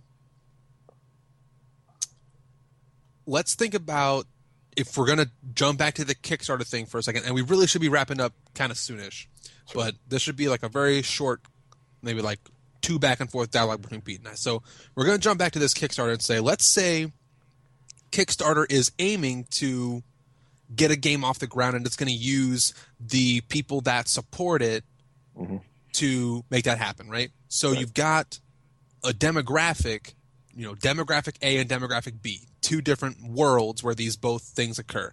And they both have the same amount of people. Let's say just 100 people to make it easy. So 100 people from demographic A donate money, and what they're into is, kind of video games, I guess, but, they're really all about something completely unrelated to video games. I don't know, let's say Jane Austen novels. Yeah, sure. Yeah, that's it. Sure. Relatable. Whatever. Or, they're really into like, political conservatism or something, whatever. Their needs and their wants are kind of disassociated from video games, but they somehow manage to be the people that pay into the Kickstarter to make this game happen. Sure. And the Kickstarter folks make a game like Undertale, and the people that that paid into the Kickstarter play it, and they're like, cool, we got what we expected, fine, whatever. And then in the other model, where people that are really into this culture pay in because they, for the same reasons they want to get the game, and then the product that they get relates to them on such a huge level that it, can in some senses like bring them almost like to physical, emotional, like Geno and Psychonauts, sure. Like Geno and Psychonauts. You get touched on such a deep level, and you get such a serious amount of joy, or it connects you on a really kind of maybe somber level, and maybe it's kind of heart gripping, So those 2 scenarios, which one do you think has like the more like consequentialist favor? Are we like, maybe these developers are trying to maximize their good by saying, hey, look, if we make a game with this content in it, it's going to make the players who play it way happier than if we make content of another nature that you can just get anywhere else. Yeah. Well, I mean, it just becomes a math equation at that point. Like, is it better to help a whole bunch of people a little bit, or a few people a whole lot? But my point isn't so much philosophical as rhetorical, right? This is about the rhetoric around Kickstarter. So the fact that Kickstarter is positioned as power to the people, it shuts down any discussion of, wait, who are these people Kickstarter is really putting power in the hands of? And I think it's not as wide as Kickstarter wants you to believe. Yeah, and I think that's my main... It's not even necessarily a criticism. My main observation about this game is that in its message of accept others and accept their differences, they don't actually show people with a lot of differences. They show people who have very similar opinions to the people who ideally were kickstarting the game in the first place. And so it's not like there are jocks. It's not like there are characters. There's not art nerds. Like, there are subsets of American culture that are just not represented, and then there are subsets of American culture that are hyper represented. There's a Sunder plane. There's Dr. Aphis is way into anime. Undyne has a giant sword, a replica sword from some anime something. Metaton is a talking robot. If you go to Tuffet's counter, one of the items on her counter is the power bracelet from Legend of Zelda, and then your character's like, this looks like a power bracelet. Oh, wait, it's a croissant. Yeah. Exactly. And so you get, I guess it really preaches to an audience, but what I'm seeing is maybe it's selling this message like you will learn to accept other people, and it's this larger kind of really feel-good feeling. But really, it's only giving you examples of things that you already agree with. My last bounce back towards Pete was, if you have a problem or even just a criticism with this Kickstarter model maybe not representing who it says it does, I would draw an analogy, a theoretical analogy, Well, I guess let me ask before I go into something that maybe we don't need to go into. Or like, do you think that there's any kind of like negative that could result from that being the case? From somebody not being No, I properly mean, represented? the only thing is that there's a finite number of video game developers in the world, right? So if you look at video games as a finite resource, maybe they're being misallocated. But no, I think a world with Kickstarter is better than a world without it. I just think we could improve it even further. Yeah, I would agree. So, like, I guess the analogy that I would have drawn still is applicable, and it's, take something that's like Kickstarter, but apply it to like a particular genre of music. Or no.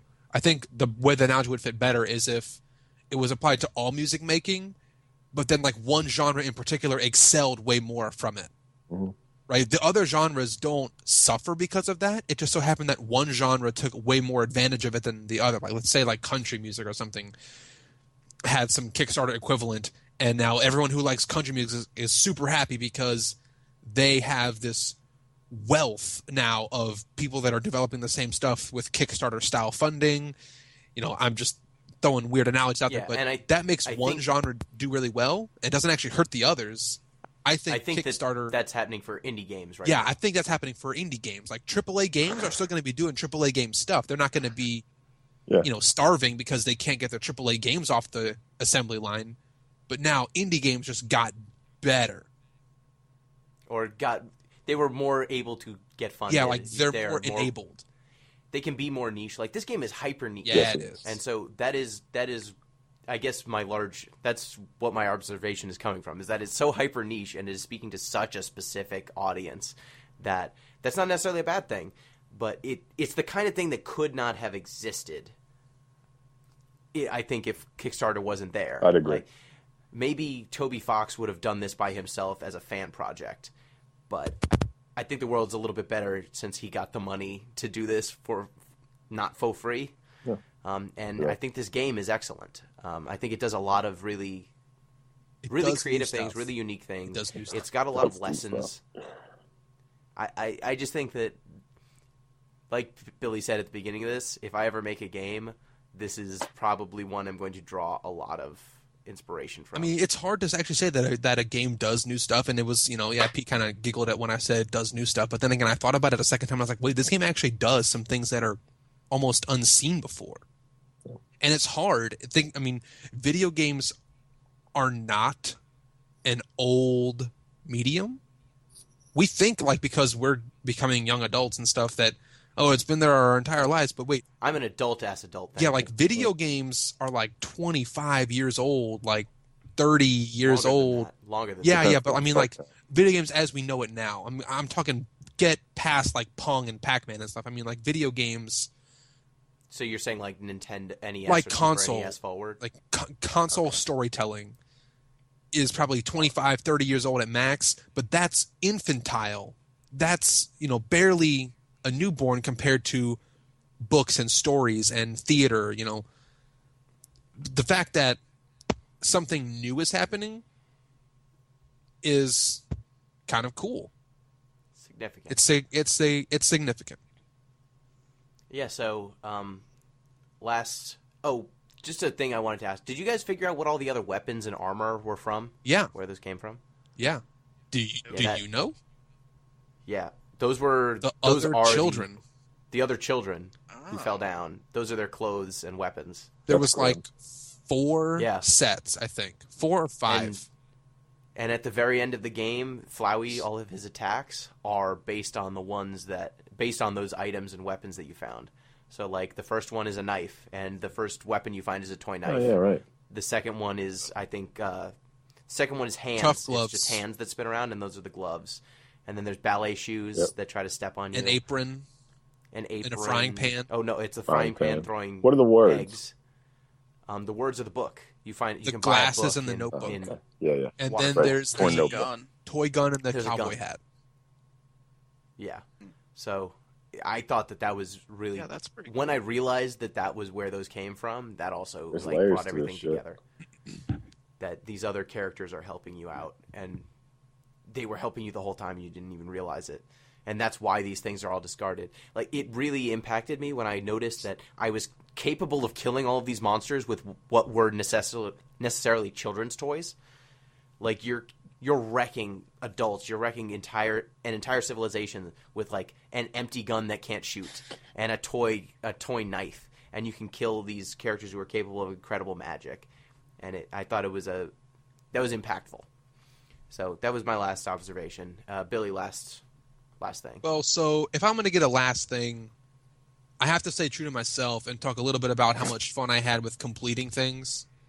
I like seeing bars go up. I'll say that very few other games have made it so possible for me to do whatever I want and reward me so much for being thorough.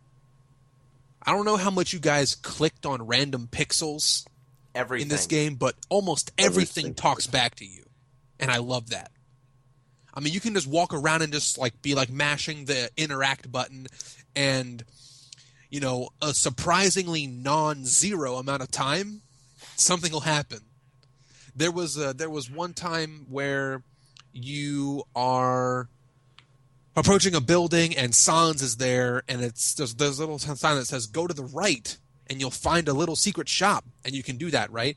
If you go to the left where the door would be and you click on it, it says, oh yeah, this is just a regular wall. But a text box shows up and says that to you. This is just a regular wall.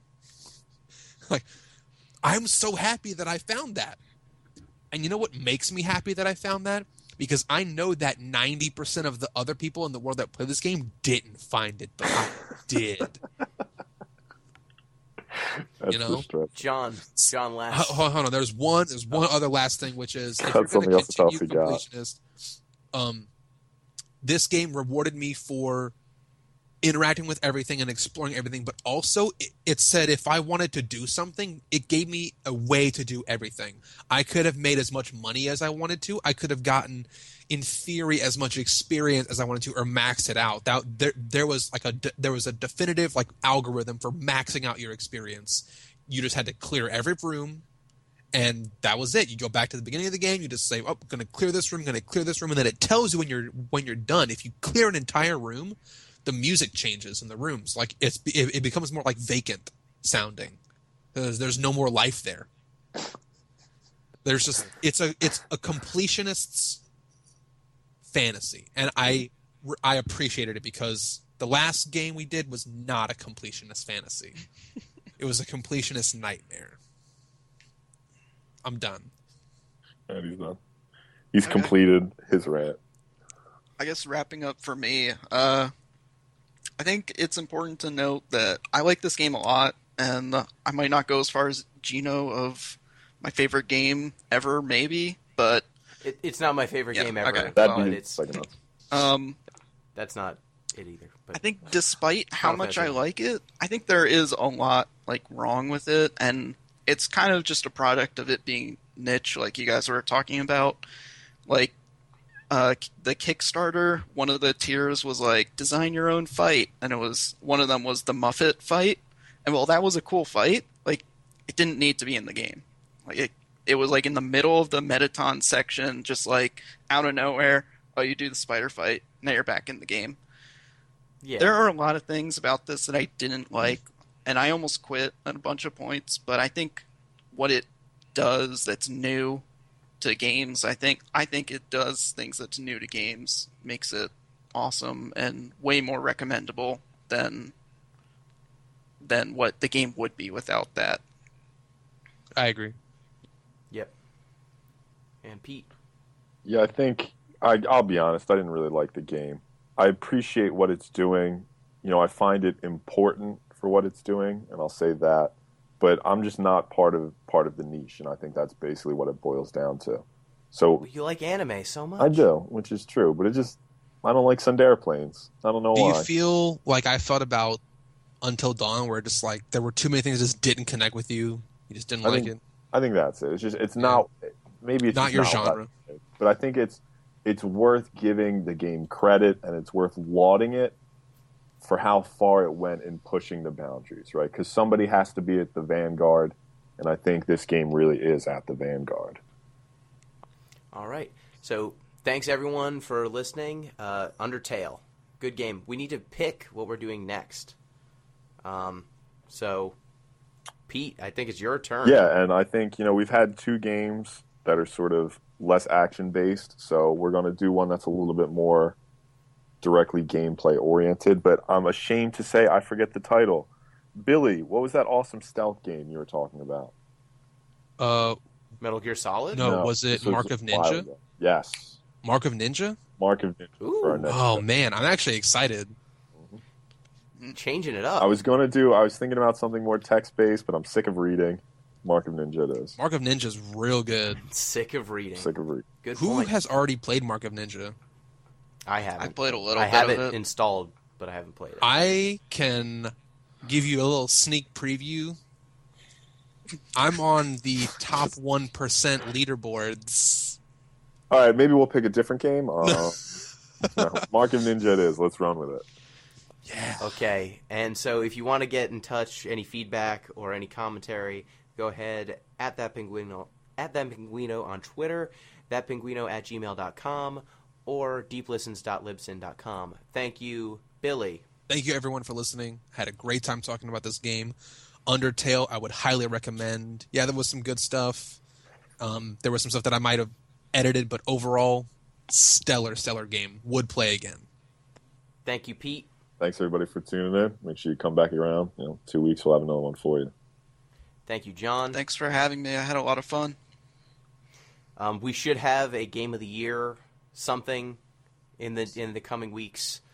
We are still figuring out what our categories and stuff are going to be. So I think by the time you will hear this, we will already have recorded that. So I don't know if we need more category help, but look forward to that. And other important thing to mention before we head out, Psychonauts 2 raised $7,000 while we were recording this. So Oh, baby. that's pretty good to know. So thanks to everyone who was listening. Till next time, peace.